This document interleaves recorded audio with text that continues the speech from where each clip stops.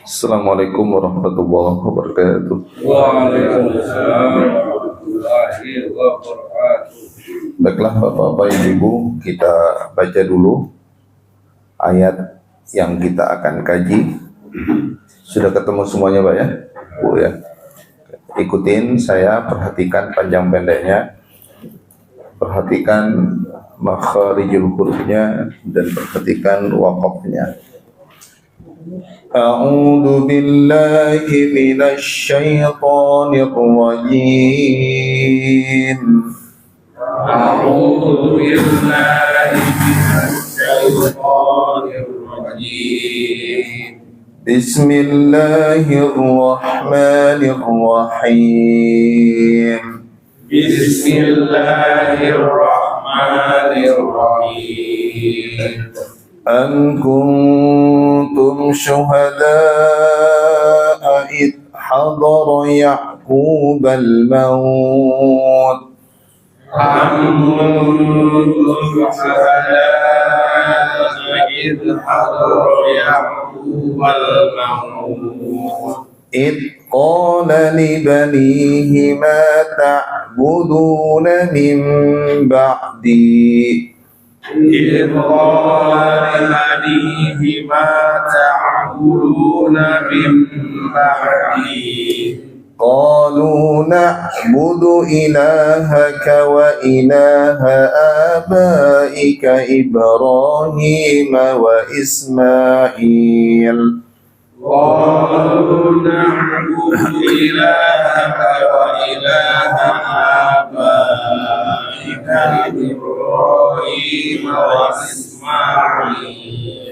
وإسماعيل وإسحاق إلها واحدا ونحن له مسلمون وإسماعيل وإسحاق إلها واحدا ونحن له مسلمون تلك أمة قد خلت تلك أمة قد خلت لها ما كسبت ولكم ما كسبتم لها ما كسبت ولهم ما كسبتم ولا تسألون عما كانوا يعملون ولا تسألون عما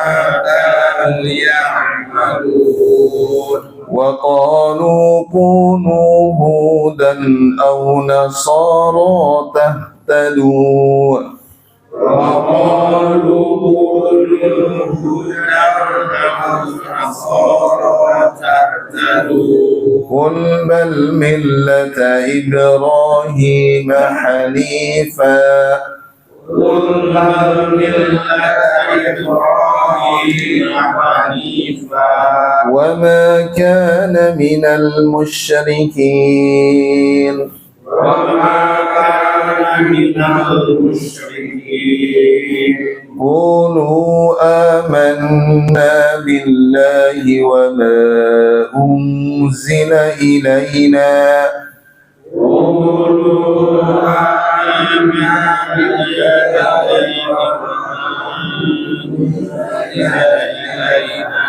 وما أنزل إلى إبراهيم وإسماعيل وإسحاق ويعقوب والأسباط وما أنزل إلى إبراهيم وإسماعيل وإسحاق ويعقوب والأسباط وما أوتي موسى وعيسى وما أوتي النبيون من ربهم وما أوتي موسى وعيسى وما أوتي النبيون من ربهم لا نفرق بين أحد منهم ونحن له مسلمون لا نفرق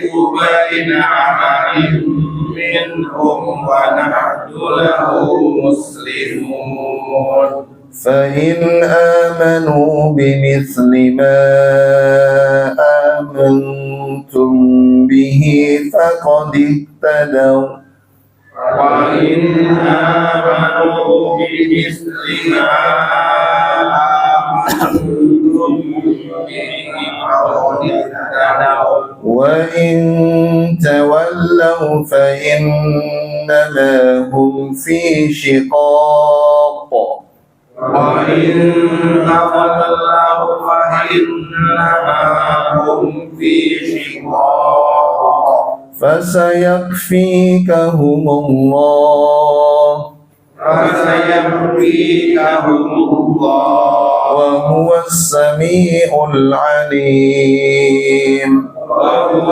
السميع العليم صبغة الله صبغة الله ومن أحسن من الله صبغة ومن أحسن من الله صبغة ونحن له عابدون ونحن له عابدون. Kita kaji tafsirnya di ayat 133.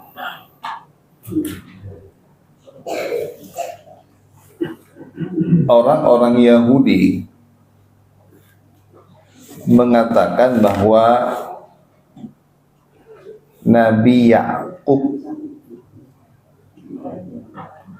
itu dari kalangan mereka,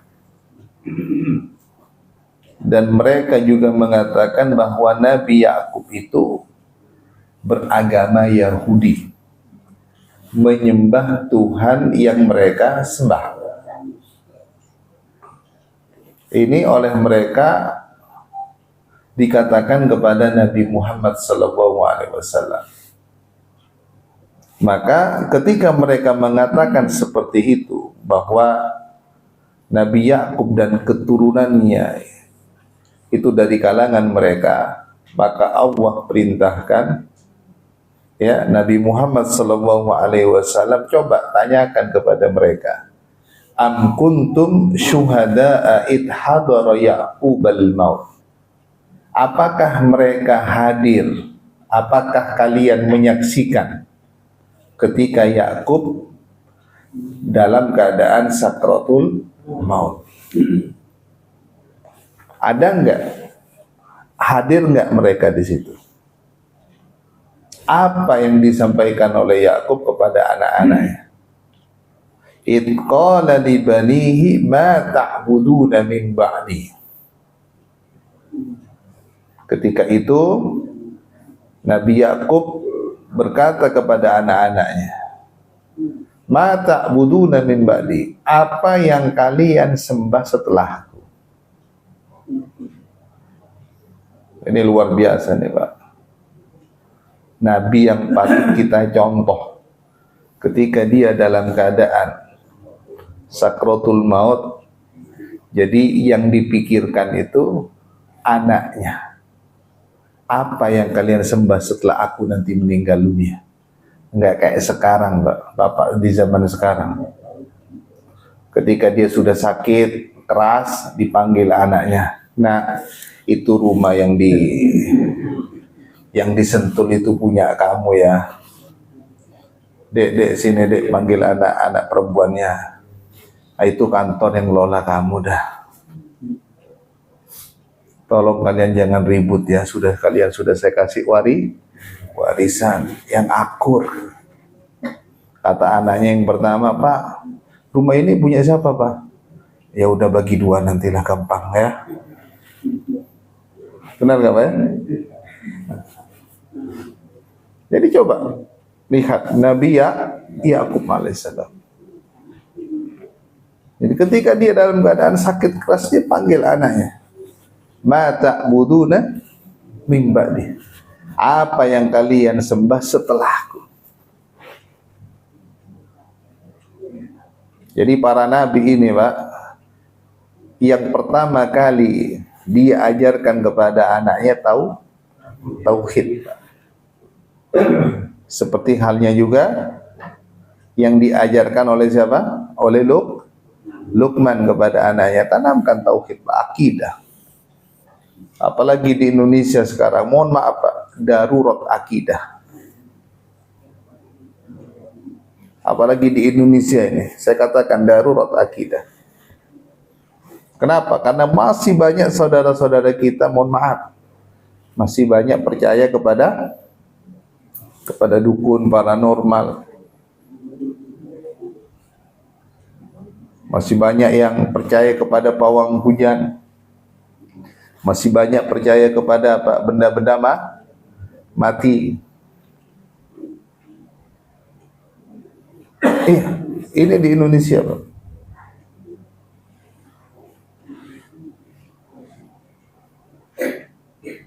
Masih banyak percaya kepada patung.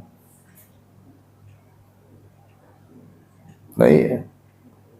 Mengikuti ritual orang-orang Bali. Percaya sama patung, bangunannya mirip di Bali. Yang anehnya Pak, jadi pula dia. Aduh. Suaranya tinggi pula.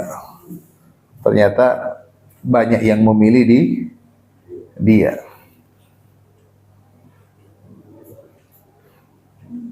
Ini harus penting, akidah. Tanamkan kepada anak-anak kita akidah. Karena akidah ini penting ini, Pak. Qalu, apa jawaban anaknya?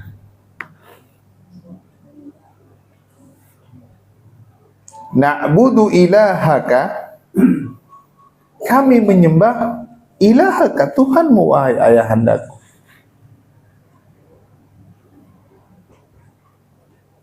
Jadi Nabi Yakub memiliki anak berapa, Pak? Ayo. Memiliki anak berapa? 2. Memiliki anak 12. Dari berapa istri, Pak? Jangan ngada-ngada kalau nggak tahu. 3. 12 anak dari 3 istri, Pak. Ya, 12 anak dari 3 istri. Istri yang pertama yang bernama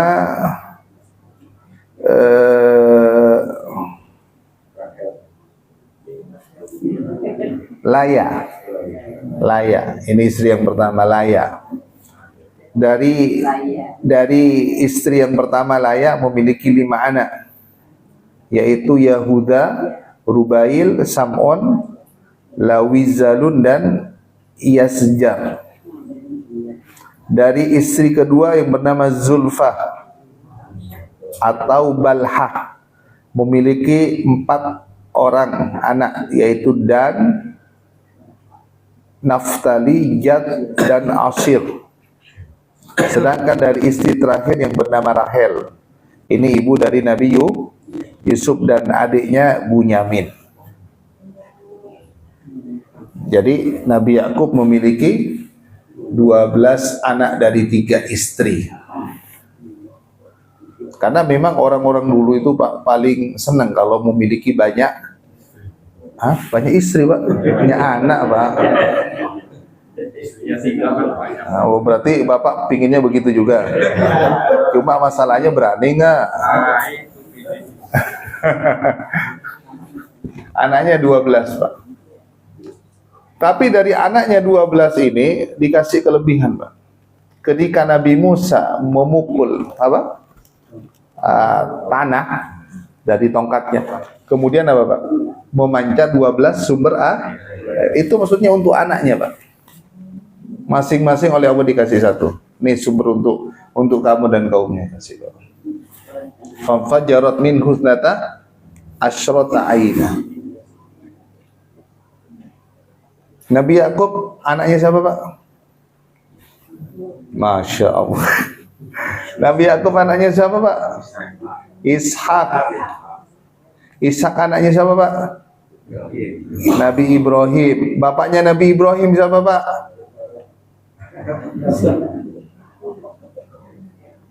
Bapaknya Nabi Ibrahim siapa?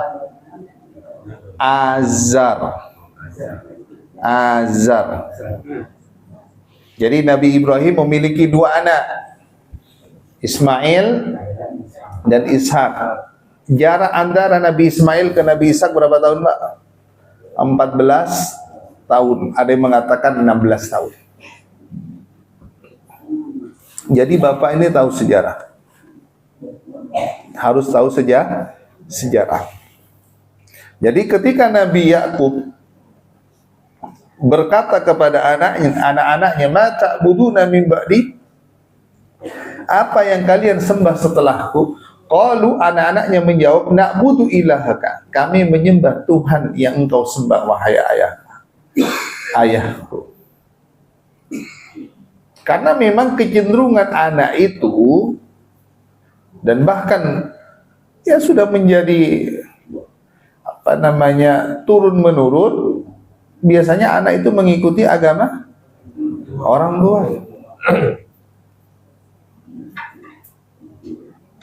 Ya, mengikuti agama orang tuanya. Coba kalau misalnya ayahnya tidak beragama Islam, anak lahir mungkin dia dalam keadaan fitrah. Karena anak yang lahir itu semuanya beriman. Anak yang lahir semuanya beriman, memiliki fitrah, beragama Islam, bersih dia. Maka disebutkan dalam sebuah hadis yang diriwayatkan oleh Abu Hurairah, kullu mauludin yuladu alal fitrah. Setiap bayi yang dilahirkan itu dalam keadaan fitrah, dalam keadaan Islam. Diperhatikan lanjutan hadisnya. Fa abawahu an yuhawwidanihi aw yunassiranihi aw yumajjisanihi. Maka kedua orang tuanya lah yang menjadikan anak itu menjadi Yahudi, Nasrani, dan Majusi orang tuanya. Orang tua ini berperan sekali, Pak, merubah ya agama anaknya yang awalnya ya Islam. Makanya kita ini, Pak, ketika beragama Islam ini, tanamkan nilai-nilai Islam kepada anak-anak kita. Jangan sampai kita, mohon maaf, kita beragama Islam tapi tidak pernah menanamkan nilai-nilai keislaman di dalam keluarga kita. Dan ini yang terjadi, Pak. Banyak sekarang orang-orang tua justru mengarahkan anak-anaknya bukan suka terhadap ajaran Islam.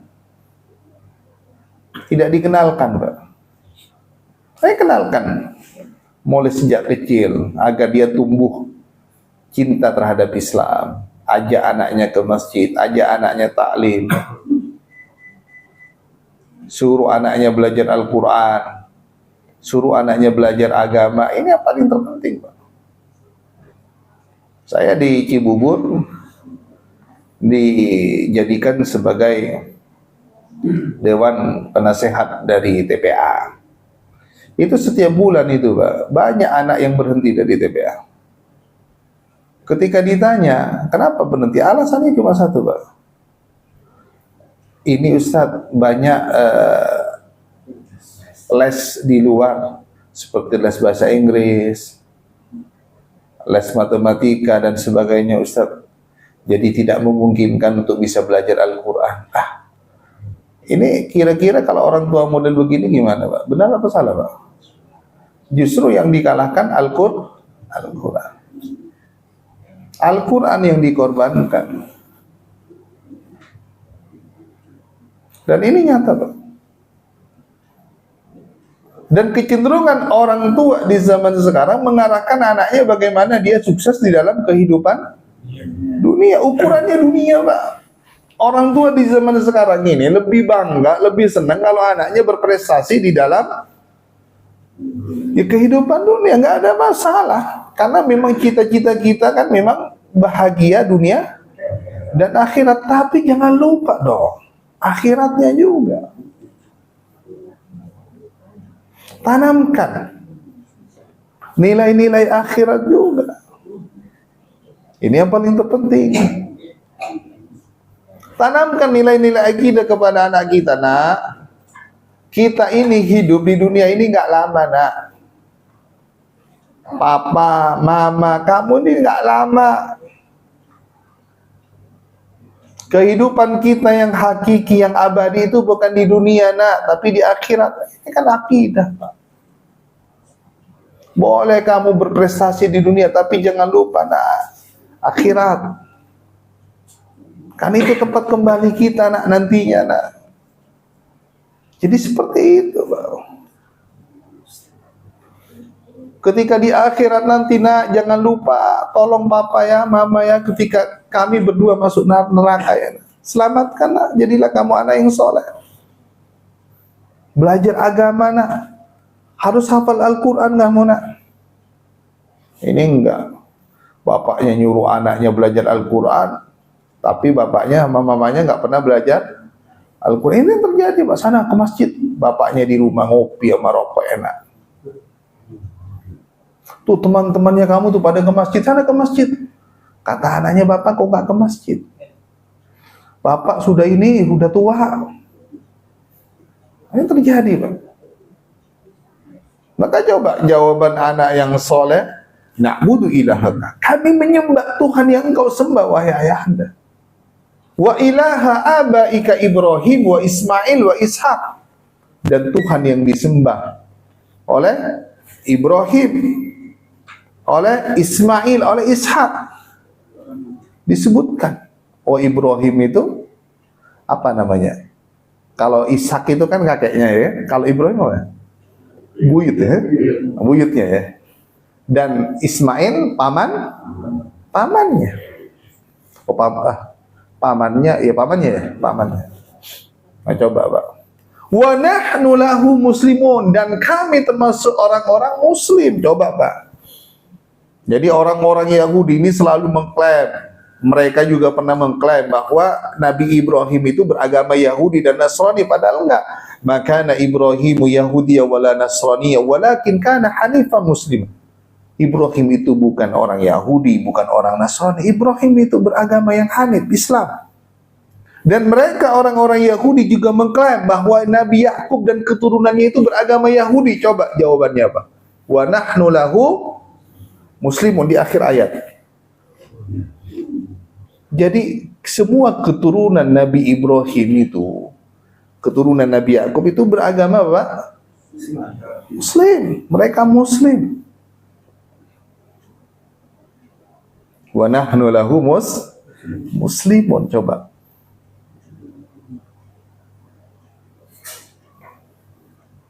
Dan kita ini bersyukur, Pak, Bu, dipilih oleh Allah beragama Islam. Bersyukur. Berarti kita mengikuti agama para nabi. Islam ini agamanya seluruh para nabi. Dan Islam ini agama satu-satunya yang diterima oleh Allah. Berarti selain dari Islam tidak diterima.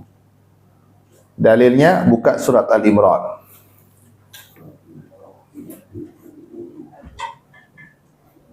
Buka surat Al-Imran ayat 85.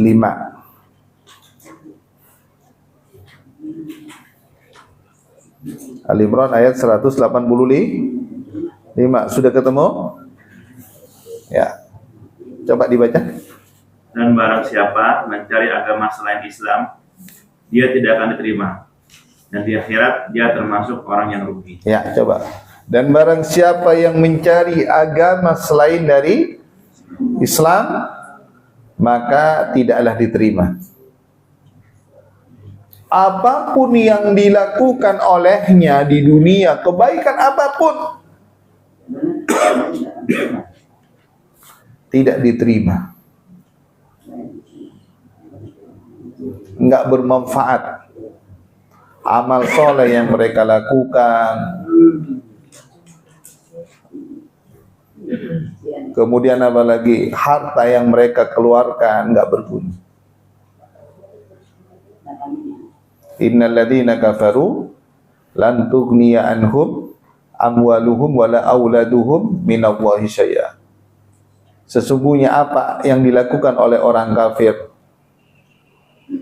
harta mereka, anak-anak mereka, bahkan diri mereka tidak berguna, tidak bermanfaat. Kenapa? Karena dia tidak beragama Islam. Nabi Muhammad itu, Pak, Nabi Muhammad itu pernah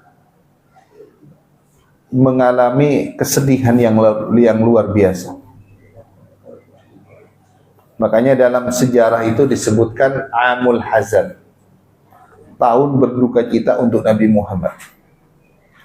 Ketika pamannya yang ia cintai meninggal dunia. Abu Thalib itu, Pak, kontribusinya terhadap Islam ini luar biasa, Pak. Kontribusinya terhadap Islam luar biasa. Coba Bapak baca dalam sejarah bagaimana kontribusi Abu Thalib terhadap Islam. Bagaimana kontribusi Abu Thalib terhadap Nabi Muhammad. Bahkan dia rela mempertaruhkan apanya, Pak? Nyawanya dan hartanya untuk Islam. Bahkan dia yang menjadi tameng, Pak. Ketika Nabi Muhammad disakiti, jangan sakiti ponakanku, aku aja yang disakiti. Tapi Pak, kebaikan-kebaikan yang ia lakukan untuk Islam tidak berguna sama sekali. Karena dia meninggal dalam keadaan kafir. Itulah yang menyebabkan Nabi Muhammad bersedih, Pak. Coba saya mau nanya, ada nggak di zaman sekarang yang kontribusinya ini, umat Islam yang kontribusinya seperti Abu Thalib? Ada nggak? Yang luar biasa. Tapi dia meninggal tidak mengucapkan kedua kalimat syahadat, nggak dianggap oleh Allah, Pak, sia-sia. Sampai Nabi Muhammad itu apa, Pak? Sampai Nabi Muhammad sampai memohon kepada Allah, ya Allah, jangan siksa pamanku, ya Allah. Jangan ada pamanku, ya Allah. Dia orang baik, ya Allah. Kontribusinya terhadap agamamu besar, ya Allah. Langsung Nabi Muhammad diturunkan ayat oleh Allah. Buka surat At-Taubah.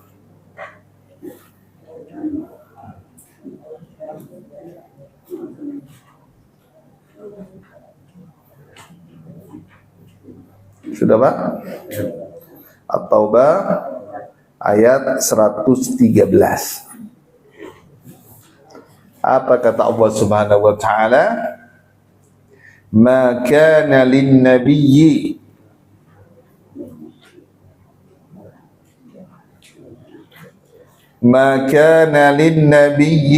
tidak pantas bagi nabi walladzina amanu, dan orang-orang yang beriman, an yastaghfiru lil musyrikin, memohonkan ampunan kepada Allah bagi orang-orang musyrik, walau kanu uli kurba, sekalipun orang-orang itu kaum kerabatnya. Jadi kalau dia musyrik, tidak mau menyembah Allah, walaupun dia kerabat terdekat pun, kata Allah nggak pantas dia. Maksudnya ayat ini diturunkan ketika orang musyrik yang tidak menyembah Allah itu meninggal dunia. Tapi kalau dia masih hidup, boleh kita doakan dia. Ya Allah, mudah-mudahan saudaraku ini, ya Allah, mendapatkan petunjuk, ya Allah, dapat hidayah, boleh. Tapi kalau dia meninggal dunia, nggak boleh kita doakan. Ayatnya jelas nggak, Pak? Cuma kenapa ada sebagian dari kita ketika melayat ke saudara, ke rekan kerja yang meninggal, dia tidak beragama Islam, kenapa Bapak angkat tangan tuh? Benar nggak? Ketika melayat ada nggak? Iya kan? melayat ke orang-orang kafir yang meninggal angkat tangan, ya kan? Itu nggak bisa, Pak. Itu dilarang. Bapak mau doain apa? Agar dia masuk surga gitu, atau agar dia diampuni gitu. Nah, buktinya udah terbukti kan? Nabi Muhammad mendoakan pamannya nggak dikabulkan, Pak. Cuma kata Allah, iya Muhammad, dia tetap masuk neraka dia tetap masuk neraka selama-lamanya di neraka yang paling ringan. Tapi paling ringannya Muhammad, kata Allah, besi itu besi yang panjang dipanaskan di api lalu ditancapkan di ubun kepalanya tembus ke bawah. Itu yang paling ringan. Yang paling berat ada lagi tentunya. Nabi Muhammad ketika diceritakan, Pak, siksa yang akan dialami oleh pamannya, Nabi Muhammad langsung menangis, Pak. Itulah yang dalam sejarah disebut Amul Hazan. Karena apa, Pak? Karena yang menjadi pembela Nabi Muhammad ketika dia menyebarkan Islam, yang mendukung itu di dalam sejarah, Pak, yang kontribusinya besar itu ada 3 orang, Pak. Pertama Abu Thalib, kedua istrinya Siti Khadijah, yang ketiga Abu Bakar. Ini yang kontribusinya yang besar, Pak. Tapi bukan berarti yang lain nggak kontribusi. Apalagi istrinya, lihat Siti Khadijah, Pak. Waduh, ini luar biasa nih, Pak. Mendukung, Pak, dakwah suaminya dengan hartanya, dengan jiwanya, Pak. Jadi kalau Bapak suka belajar agama didukung oleh istrinya, wah ini luar biasa. Istri Bapak berarti soleha. Tapi kalau Bapak mau ngaji, istrinya bilang, waduh Pak, ngapain ngaji-ngaji? Udah nggak usah. Nah, ini perlu dipertanyakan, ini istrinya soleha atau toleha? Nah iya loh Pak, ada kan? Udah nggak usah ngaji, sini aja. Suaminya mau ke masjid, udah Pak, nggak usah ke masjid, ngapain? Sholat di rumah aja. Tapi kalau istri yang soleha, Pak, tuh teman-temannya pada berangkat tuh, sana ke masjid. Jadi Bu, istri yang soleha ketika suaminya nggak sholat ke masjid, harus disuruh sholat ke masjid 5 waktu, Bu. Oh nggak usah disuruh udah ke masjid. Nah, luar biasa ini, luar biasa. Berarti soleha banget ya kan? Nggak usah disuruh, Pak Ustadz. Udah beda, udah ngaji, beda. Memang jamaah Masjid Nurul Iman ini paling beda memang. Paling beda dari dari jamaah masjid-masjid yang lain, nggak usah disuruh loh Pak. Jadi jalan. Iya. Oh kalau dekat masjid nggak ke masjid keterlaluan. Makanya Bu, ya kita sama-sama berdoa ya Pak ya. Mudah-mudahan masjid ini cepat dibangun. Biar lebih makin enak. Sudah saya informasikan juga, Pak Agus sudah selalu WA saya. Tolong Ustaz dibantu, saat ini sudah saya WA, sudah saya share juga. Mudah-mudahan ya cepat dibangun, masjidnya enak, wah tambah bersemangat ibadahnya Pak ya. Nah, itu yang paling terpenting. Ya. Nah, jadi tidak boleh ketika dia tidak beragama Islam, tidak boleh didoakan. Kenapa? Karena Islam itu agama yang hanya diterima oleh Allah. Dan dia di akhirat termasuk orang-orang yang merugi. Kenapa dulu kok tidak beragama Islam? Padahal kan banyak Pak ya kan? Allah memberikan ya petunjuk melalui apa? Melalui para rasul, melalui para ustadz, para kiai, seperti itu. Ketika kita menjadi seorang muslim juga, yang perlu diperhatikan adalah Pak, harus berpegang teguh kepada Al-Quran. Jangan sampai, mohon maaf, kita beragama Islam ini tapi tidak berpegang teguh kepada ajaran Al-Quran. Jadi apa yang diperintahkan dalam Al-Quran, apa yang dilarang oleh Al-Quran, terus kita ikutin, Pak. Misalnya di dalam Al-Quran, Allah Subhanahu wa taala berfirman di dalam surat Al-Hujurat ayat 11. Apa kata Allah? Ya ayyuhalladzina amanu la yaskhar qaumun min qaumin asa ayyakunu khairan minhum wala nisa'um min nisa'in asa ayyakunna khairan minhun wala talmizu anfusakum wala tanabazu bil alqab bi'sal ismul fusuqu ba'dal iman wa man lam yatub fa ulaika humud dhalimun. Wahai orang-orang yang beriman, janganlah kalian mengolok-olok suatu kaum atau suatu kelompok, baik laki-laki maupun perempuan, dan tidak pula memberikan gelar yang jelek. Ini Al-Quran, Pak. Ini Al-Quran yang berkata bahwa tidak boleh kita ini mengolok-olok, tidak boleh kita mengejek, apalagi sampai merendahkan. Ini yang melarang siapa, Pak? Allah di dalam Al-Quran. Maka kita harus taat. Nggak boleh kita berkata kepada saudaranya dengan perkataan yang apa, Pak? Yang jelek, apalagi sampai merendahkan, nggak boleh. Jadi ikutin perintah Al-Quran, ikutin perintah Nabi juga. Man kana yu'minu billahi wal yawmil akhir falyaqul khairan aw liyasmut.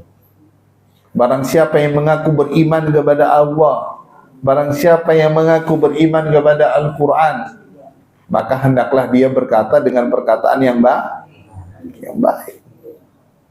Gak boleh, Pak, berkata yang tidak baik. Ya ayyuhalladzina amanu wa qulu qawlan sadida. Wahai orang-orang beriman, berkatalah kalian dengan perkataan yang baik. Bahkan sekalipun kepada orang-orang kafir, tetap kita berkata yang baik. Seperti halnya Allah pernah memerintahkan Nabi Musa dan Nabi Harun, idhaba, pergilah kalian berdua ila Fir'aun, kepada Fir'aun, faqula qawlan layyina, berkatalah kalian kepadanya dengan perkataan yang lembut. Ini Allah, Pak, perintahkan Musa dan Harun agar berkata lemah lembut kepada Fir'aun, padahal Fir'aun kerasnya orang, tapi tetap diperintahkan dengan berkata yang baik. Apalagi ini, mohon maaf, ketika kita berbicara dengan saudaranya sesama muslim, hindarilah perkataan-perkataan yang kasar. Apalagi mohon maaf, kata-kata goblok, nggak boleh. Apalagi ini dilakukan oleh seorang ulama katanya. Karena kalau ulama itu dia takut kepada Allah. Innama yakhsyallah min ibadihil ulama. Sesungguhnya yang paling takut kepada Allah dari hamba-hambaku itu ulama. Takut dia berkata kalau perkataannya sampai menyinggung saudaranya, takut dia. Karena kalau orang beriman, Pak, benar-benar beriman kepada Al-Quran itu apa? Dia takut kalau mau berucap, bertindak, berbuat, takut dia. Ma yalfidu min qaulin illa ladaihi raqibun atid. Tidaklah suatu ucapan yang keluar dari lisannya melainkan itu akan dicatat. Orang yang beragama Islam itu selamat dari lisannya, Pak. Maksudnya apa? Tidak sembarangan dia berbicara. Kalau ada saudaranya yang salah, nasihati, tapi dalam keadaan berdua. Ini baru namanya nasihat. Tapi kalau disampaikan di depan umum, ini bukan nasihat, ini namanya Merendahkan, harus dibedakan, Pak. Nasihat yang diajari oleh Islam ketika berdua, Pak. Ketika kita misalnya mendapati saudara kita berbuat salah nih di masjid, tunggu orang lain pulang dulu. Baru setelah kita berdua, baru kita sampaikan, mohon maaf Pak, tadi saya melihat Bapak ada kesalahan yang Bapak lakukan. Kalau Bapak nggak keberatan, saya ingin menasihati Bapak. Ketika nggak ada orang. Tapi ketika ada orang, Pak, itu salah itu Pak. Ini namanya bukan menasihati, tapi merendahkan. Harus bisa membedakan, Pak. Menasihati dengan merendahkan. Jadi orang Islam itu, dia selamat dari lisannya. Lisannya maksudnya selalu dijaga ini, Pak. Panduannya adalah Al-Quran. Makanya menjadi orang muslim itu ketika seseorang itu mengucapkan kedua kalimat syahadat, banyak konsekuensinya, enggak mudah. Bapak harus taat terhadap aturan Al-Quran. Bahkan juga disebutkan juga dalam sebuah hadis, Al-Muslim alal Muslim, ketika seseorang menjadi seorang Muslim, dia tidak boleh membunuh saudaranya sesama Muslim. Nggak boleh. Jadi ketika kita melihat ada orang yang mengucapkan kedua kalimat syahadat, haramun damu, tidak boleh darahnya ditumpahkan, nggak boleh dibunuh. Di Jawa Timur ada barusan gara-gara beda pilihan. Di Sampang Bapak tahu karena Bapak orang Madura sepertinya. Coba gara-gara beda pilihan, beda pandangan, beda politik, coba sampai terjadi pertumpahan darah. Padahal ketika seseorang menjadi seorang muslim, dia harus dijaga darahnya. Kemudian apalagi yang dijaga? Maluhu, hartanya. Nggak boleh dicuri hartanya, nggak boleh diambil. Makanya saya juga ini sedih Pak ketika melihat di Indonesia ini mayoritas penduduknya muslim, tapi mohon maaf, pencurian hampir terjadi setiap hari, setiap waktu. Coba, kalau kita ini mayoritas penduduknya muslim, seharusnya aman harta kita, Pak. Nggak usah Bapak rumahnya pakai pintu gerbang. Ini udah pakai pintu gerbang, gemboknya 2. Kayak saya nih Pak, motor saya gembok. Loh iya Pak, kenapa? Karena banyak pencurian motor Pak. Ini menunjukkan apa? Belum tentu orang yang beragama Islam ini dia paham terhadap aturan agamanya. Kalau dia paham kan aman-aman saja. Coba Bapak lihat di Saudi. Orang Saudi mana ada rumahnya ada pagarnya? Mobil-mobil mewah itu tetap diparkir di pinggir jalan, biasa aja, aman aja. Tapi kalau di sini mah, sepion paling ya. Lah iya loh Pak. Padahal apa? Nggak boleh orang yang ketika dia beragama Islam nggak boleh hartanya dicuri, diambil. Nggak boleh, haram. Kemudian apa lagi? Wa irduhu, nggak boleh. Haram kehormatannya dijatuhkan, dihina, diejek, direndahkan, diremehkan, dikecilkan, nggak boleh. Nggak boleh Pak. Maka kalau saya melihat ada orang yang suka merendahkan, berarti agama Islamnya perlu dipertanyakan. Belajar di mana dia? Belajar di mana dia? Makanya pentingnya Pak, di dalam menimba ilmu ini harus bersanad Pak. Harus jelas Bapak belajarnya di mana, sama siapa. Apalagi di zaman sekarang ini, di akhir zaman ini Pak, banyak bermunculan orang-orang bodoh yang berbicara tentang agama ini terus terang Pak. Apalagi mohon maaf sampai dia berani memberikan fatwa Pak. Fatwa itu ya apa ya, kayak semacam kayak keputusan mengenai tentang ini, dia mengeluarkan fatwa. Hati-hati, Pak. Baru belajar 2 bulan, setahun, 2 tahun sudah menjadi ustadz, sudah berani tampil di televisi. Ngaji masih panjang pendeknya masih belum benar, tapi sudah berani menyampaikan dakwah. Wah, berat, Pak. Tapi yang paling terpenting juga adalah kita belajar adab, Pak. Jadi sebelum kita belajar ilmu, kita belajar adab. Ibnu Mubarak itu, Pak, belajar adab itu 30 tahun. Belajar ilmu hanya 20 tahun. Berarti apa, Pak? Lebih banyak mempelajari adab. Adab terhadap guru, adab terhadap ulama, ini penting. Nah, kita lanjutkan ayat yang selanjutnya di surat Al-Baqarah. Sekarang ayat 134.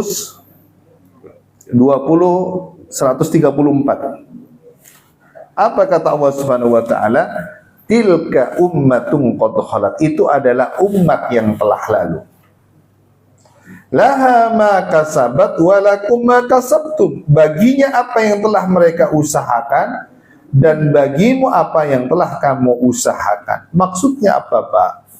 Setiap manusia nantinya akan mempertanggungjawabkan apa yang dia lakukan ketika di dunia. Semuanya akan dimintai pertanggungjawaban. Sebagaimana disebutkan di dalam sebuah ungkapan yang sangat bagus sekali, al-jaza'u min jinsil amal. Balasan itu, Pak, tergantung dari jenis amal yang kita kerjakan. Yang menjadi dalil juga, Pak, di dalam surat Al-Zalzalah ayat ke-5 dan ayat yang ke-6. فَمَنْ يَعْمَلْ مِثْقَالَ ذَرَّةٍ خَيْرًا يَرَهُ وَمَنْ يَعْمَلْ مِثْقَالَ ذَرَّةٍ شَرًّا يَرَهُ. Sekecil apapun yang kita lakukan, Pak, baik itu kebaikan maupun kejelekan, akan mendapatkan balasannya. Jadi seharusnya kita sebagai seorang muslim ini ya harus berusaha beramal soleh. Karena kenapa? Karena amal soleh ini ya yang kita lakukan tentunya akan dibalas dengan kebaikan. Bahkan Allah di dalam Al-Quran katakan di dalam surat An-Nisa ayat 124. Apa kata Allah? Wa may ya'mal minas solihati min dzakarin aw untha wa huwa mu'min fa ulaika yadkhulunal jannah wa la yutlamuna nakira. Dan barang siapa yang mengerjakan amal soleh, baik laki-laki maupun perempuan, wa huwa mukmin, dan dia dalam keadaan beriman. Jadi ketika seseorang mengerjakan amalan soleh, syarat untuk diterima amalan soleh itu harus beriman. Kalau dia tidak beriman, nggak mungkin amal soleh itu diterima oleh Allah. Apa kata Allah? Faulaika yadkhulunal jannah, maka mereka akan dimasukkan ke dalam surga, wala yudlamuna nakira, dan mereka tidak didolimi ya sedikit pun di surga. Jadi orang yang melakukan amalan soleh, Pak, di dunia, Pak, dia dalam keadaan beriman, dibalas oleh Allah dengan balasan surga. Dengan balasan surga. Maka jangan pernah kita meremehkan amalan soleh sekecil apapun, Pak. Sekecil apapun, jangan pernah kita remehkan. Dan di dalam Islam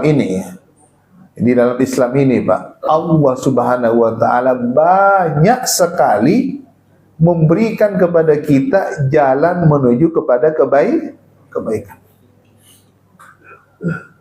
Banyak, Pak.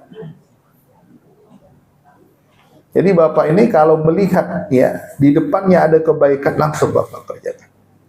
Bahkan Nabi juga memerintahkan kepada kita albirru ajilu. Sesuatu yang baik nggak boleh ditunda-tunda, Pak. Kalau di depan mata kita ada kebaikan, langsung kerjakan, Pak. Oh iya, setiap hari Sabtu dan hari Minggu ada pengajian di Masjid Nurul Iman, langsung datang, Pak. Karena menuntut ilmu ini, Pak, suatu kebaikan yang sangat besar. Sebagaimana disebutkan dalam sebuah hadis, man salaka tariqan yaltamisu fihi ilman sahalallahu lahu bihi tariqan ilal jannah. Barang siapa yang menempuh suatu jalan dalam rangka menuntut ilmu, maka Allah mudahkan jalannya menuju ke surga. Jadi thalabul ilmi ini termasuk kebaikan yang luar biasa.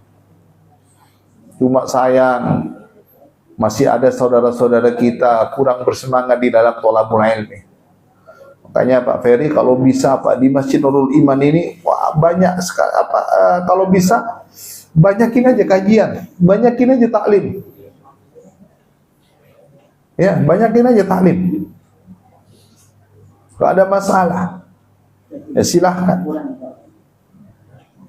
Sibukkan kita dengan taklim. Jangan hanya sepekan sekali, kalau bisa tiap hari. Kalau bikin kelas untuk lansia. Ya kan begitu Pak ya? Kemarin mertua saya bilang ke saya, "Nak, Umi mau ikut ada daurah di Lembang selama 6 hari. Wah, daurah apa itu? Saya tanya. Ya belajar agama gitu nak. 6 hari kita tidur ada di villa, nanti ada kelas. Itu bagus Pak. Di sini ada yang pernah ikut ya kelas lansia ya? Pak Ferry ya, alumni Pak Ferry, alumni terbaik ya. Alumni terbaik. Ya kalau bisa begitu Pak, di koordinir Pak Ferry lansia di sini, jangan jauh-jauh, diadain di sini. Kalau bisa Pak bikin kelas belajar agama untuk lansia. Belajarnya di Masjid Nurul Iman. Nah, kemudian datangin guru 5 guru setiap hari. Kayak bapak kuliah aja udah. Benar Pak, kebaikan Pak. Apalagi yang termasuk kebaikan juga menyebarluaskan salam Pak. Ini kebaikan yang luar biasa Pak. Absus salam. Kemudian apa lagi? Wa'imut ta'am, memberikan makan. Ini kebaikan Pak. Jadi kalau ada misalnya pengurus Masjid Nurul Iman memberikan pengumuman, ayo siapa yang menyumbang makanan, Bapak kalau ada rezeki jangan ditunda-tunda Pak. Kemudian apa lagi? Wasilu bil arham, menyambung silaturahmi. Ini juga termasuk kebaikan. Kemudian apa lagi? Qiyamul lail wan nasu niyam, salat malam di saat manusia tidur. Ini juga termasuk kebaikan. Apa kata Allah? Tadkhulul jannah bisalam. Kalian akan masuk surga dengan selamat. Jadi hanya melakukan 4 hal saja, menyebarluaskan salam, memberi makan, bersilaturahmi, salat malam, ini bisa memasukkan seseorang ke dalam surga. Kebaikan nggak Pak? Kebaikan. Tapi sekarang alhamdulillah Pak, kalau saya lihat ini senang. Ada program Jumat Barokah, wah luar biasa. Kalau di masjid di tempat kami itu hampir 1000 box. Tapi itu masih kurang, Bang. Kalau bisa apa? Wah, ini kesempatan. Enggak mesti harus Bapak banyak. Mampunya misalnya 5 box, 10 box. Udah. Ngomong ke istrinya, Ma, kita ini kan sudah kelebihan rezeki. Ayo setiap Jumat yuk kita komitmen yuk untuk memberikan makanan ke Masjid Nurul Iman. Kebaikan, Pak. Kita akan mendapatkan balasan surga nanti, Pak.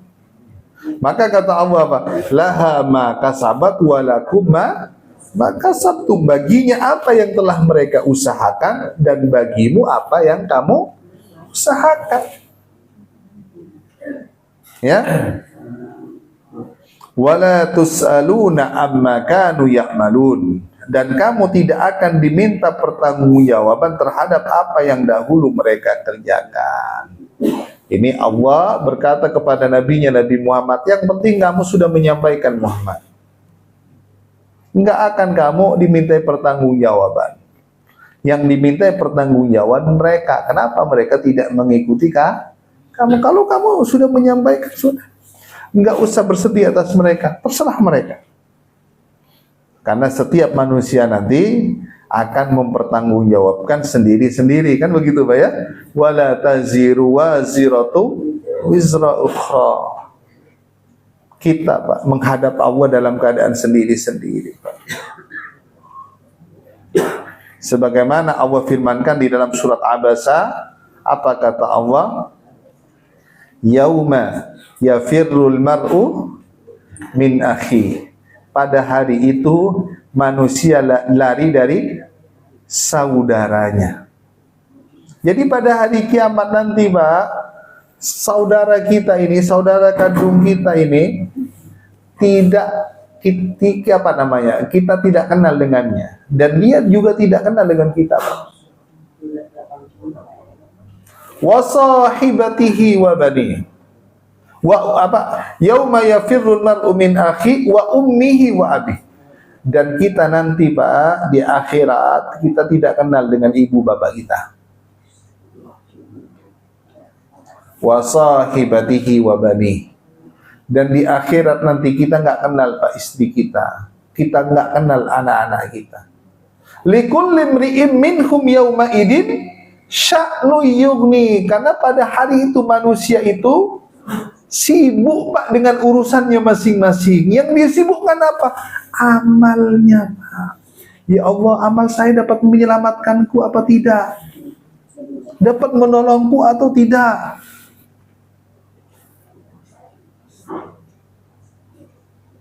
Ya, amalnya Pak. Makanya apa? Di dunia ini kita harus beramal Pak. Harus beramal.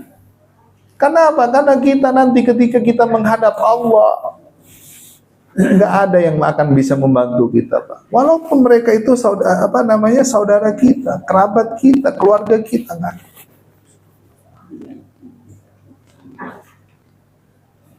Benar-benar mempertanggungjawabkan amalnya sendiri-sendiri. Makanya nanti pada hari kiamat itu ada dua wajah manusia. Ada wajah yang tertunduk hina karena dia nggak yakin dengan amal-amal soleh yang ia lakukan, dengan amal yang ia lakukan. Yang kedua ada wajah yang berseri-seri. Ada yang wajah yang penuh dengan kenikmatan. Kenapa? Karena dia yakin dengan amal yang ia lakukan dapat menyelamatkannya.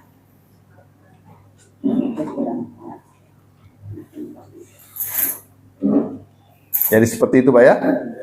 Nah, jadi makanya beramal. Karena apa? Karena waktu kita di dunia sangatlah terbatas.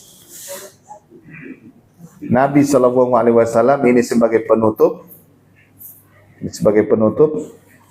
kata Rasulullah SAW, al-kayyisu mandana nafsahu wa amila lima ba'dal maut.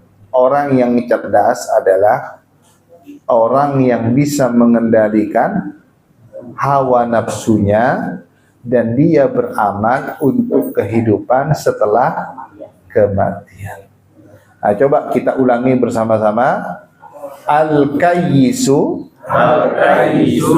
mandana nafsahu wa amila lima ba'dal maut.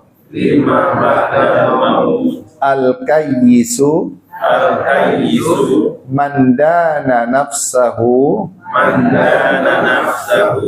wa amila lima ba'dal maut.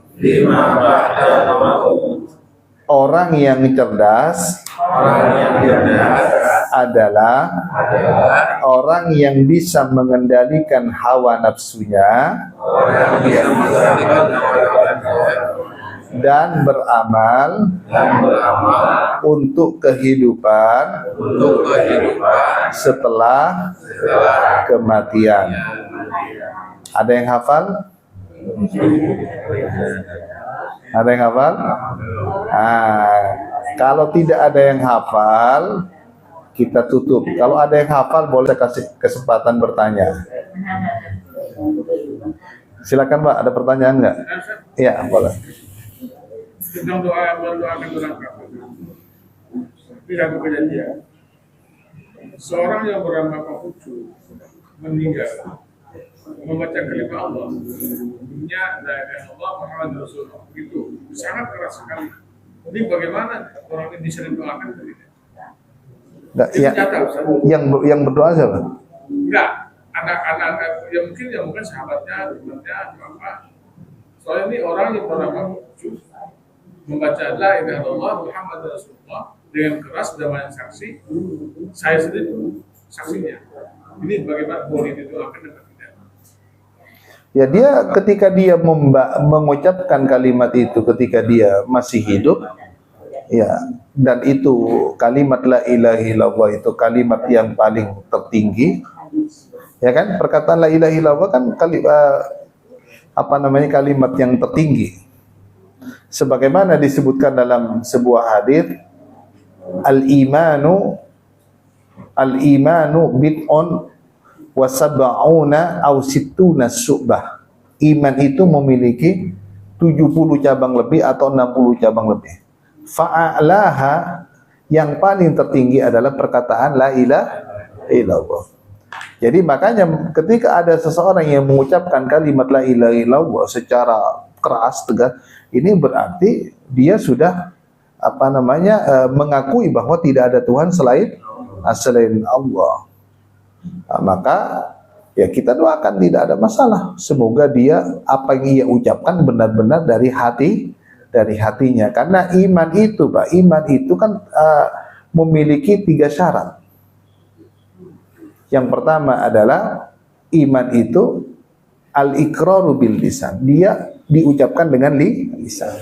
Baru setelah itu ketika dia mengucapkan dengan lisannya, apa yang diucapkan itu wa tasdiqu bil qalb.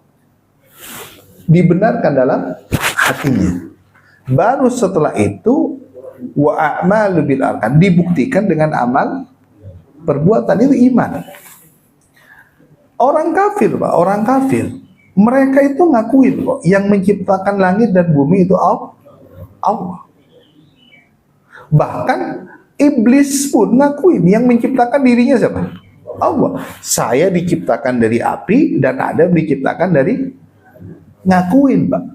Tapi perkataannya dibuktikan nggak dengan hatinya? Dibenarkan nggak di dalam hatinya? Dibuktikan nggak dengan amal soleh? Nah, makanya apa? Ketika seseorang mengucapkan kalimat la ilaha illallah, maka tidak cukup, Pak. Harus ucapannya harus benar-benar dibenarkan dalam hatinya, Pak. Benar nggak dia mengucapkan kalimat itu?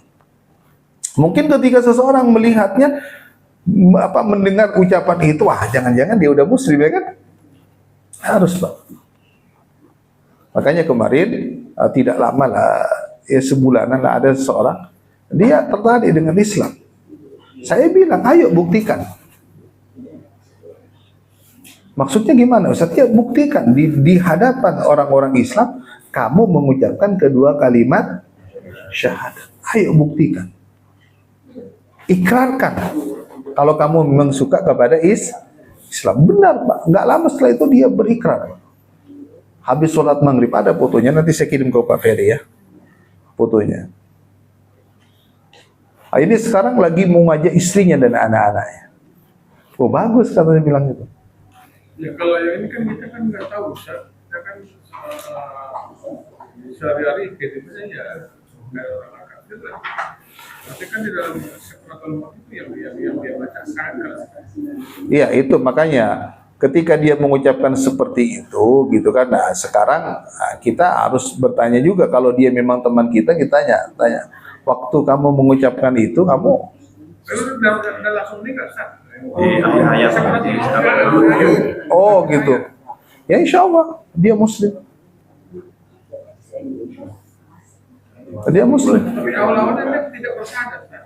Apanya? Awal-awalnya Ya dia kan mengucapkan la ilaha illallah. dia boleh didoakan gitu. dan boleh doakan, Ustaz. Ya, wallahu a'lam. Tapi kalau saya melihat dia karena dia mengucapkan la ilaha illallah kan di akhir hayatnya, insya Allah boleh didoakan. Tapi lebih jelasnya coba saya buka lagi kitab, ya kan? Karena kenapa? Karena Nabi juga ketika pamannya itu dalam keadaan sakratul maut, yang diinginkan Nabi apa? Pamannya itu bisa mengucapkan la ilaha illallah. Kul ya ammi, katakanlah wahai pamanku, la ilaha illallah. Iya Pak. Kalau seseorang itu ketika melihat mengatakan la ilaha illallah, dia sudah mengucapkan kalimat tauhid, yang mana dia menjadi seorang muslim. Insyaallah. Insyaallah. Itu berarti pilihan Allah gitu. Berarti Allah memberikan hidayah di saat yang tepat. Tapi di sisi lain ada juga hadis yang mengatakan taubat seseorang tidak akan diterima ketika nyawa itu sudah berada di kerongkongan. Ini makanya perlu ini Pak, perlu dikaji lebih dalam. Makanya nanti saya buka lagi kitabnya, nanti saya kirim ke Bapak. Karena saya masih nyimpan WA Bapak. Ya, ada yang lagi? Ada yang lain? Ya. Ya. Jadi waktu itu pernah Rasulullah menegur sahabat yang membunuh orang kafir. Saat itu saat mau dibunuh orang itu menyebut nama Allah, kemudian sama dia dibunuh dan lapor kepada Rasulullah bahwa dia membunuh orang seperti itu. Sama Rasul ditegur dan malah dibenci orang itu. Karena kata sahabat itu, saya tidak tahu dia mengucapkan itu dalam hatinya atau tidak. Kemudian Rasulullah menegur dia, urusan hati bukan urusan kamu. Kalau dia sudah mengucapkan, dia sudah Muslim. Ya. Jadi kalau menurut saya, dengan ucapan seperti itu kita harus menunjuk saja dan doakan saja. Ya, itulah tadi kan saya katakan, insya Allah ketika dia mengucapkan la ilaha illallah, kita boleh mendoakan. Jadi seperti itu. Karena apa? Karena memang amalan hati ini itu bukan kita yang menilai, tapi itu urusan Allah. Makanya kita tidak boleh Pak gampang mengatakan orang ini riya, ini orang ini sombong, karena itu terkait masalah amalan hati seperti itu. Insya Allah. Tapi perlu saya lihat dulu saya akan kaji dulu karena pertanyaannya ini bagus sekali gitu. Tapi kalau menurut saya dengan dia mengucapkan la ilaha illallah, insya Allah dia diterima. Jadi seperti itu. Boleh didoakan. Jadi yang paling terpenting adalah kita juga Pak. Kita harus memiliki cita-cita Pak. Harus kalau bisa apa? Kita harus berdoa kepada Allah, ya Allah, saya mohon kepadamu ya Allah di akhir hayatku ya Allah. Ketika aku nanti dalam keadaan sakratul maut ya Allah, tolong ya Allah, mudahkan aku bisa mengucapkan kalimat la ilaha illallah.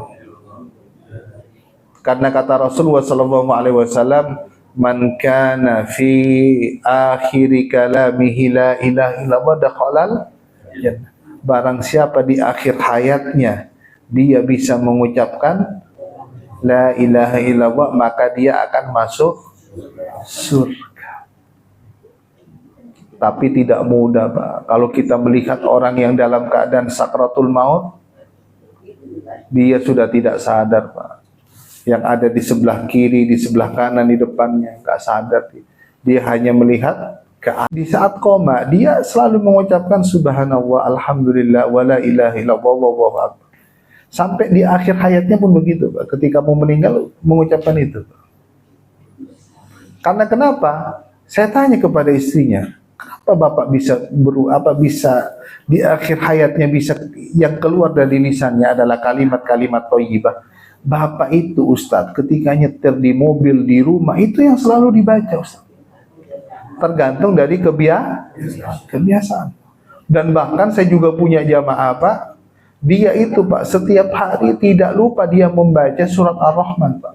Benar, di saat koma dia selalu membaca surat Ar-Rahman. Jadi luar biasa.